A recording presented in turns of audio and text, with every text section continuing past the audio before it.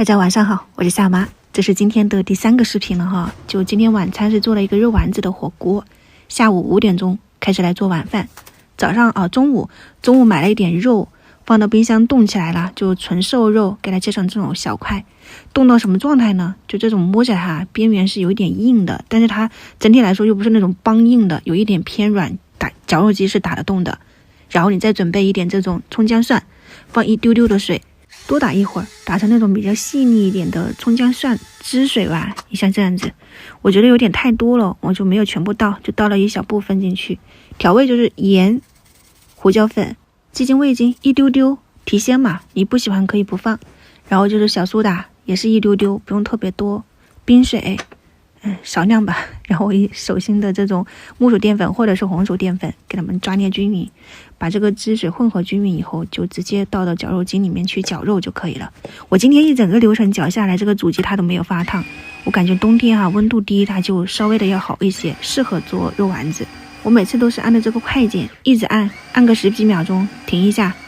你看你自己的绞肉机嘛，多搅打几遍，然后再加一点冰水继续再搅打，就是停一会儿，搅打一会儿，反正这个时间也没有规定嘛。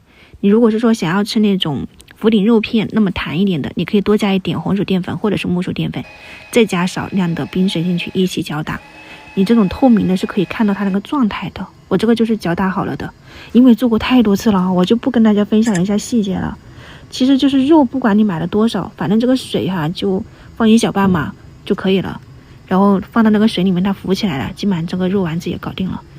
鸡肉丸、牛肉丸、猪肉丸、鱼丸都可以这样做。做丸子真的是2极化，有的朋友做得很好，有的朋友就是做好几次他都不成功，这个你要自己去领悟。你做成功一次，你就不会再失败的了。我还剩下了一点肉泥，我加了一点甜玉米粒，直接可以吃的那种葱花，给它搅拌一下。这个明天早上就可以包个馄饨啦，多方便！明天早餐也安排好了。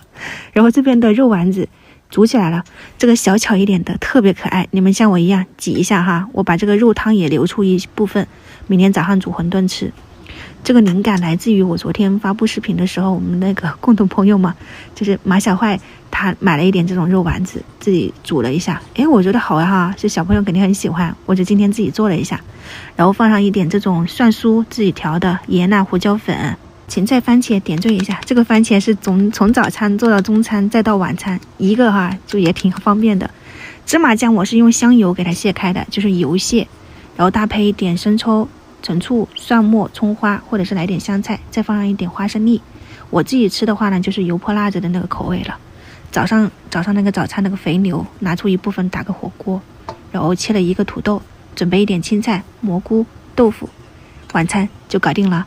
煮火锅之前你可以先喝一碗这个肉丸汤，真的很好喝。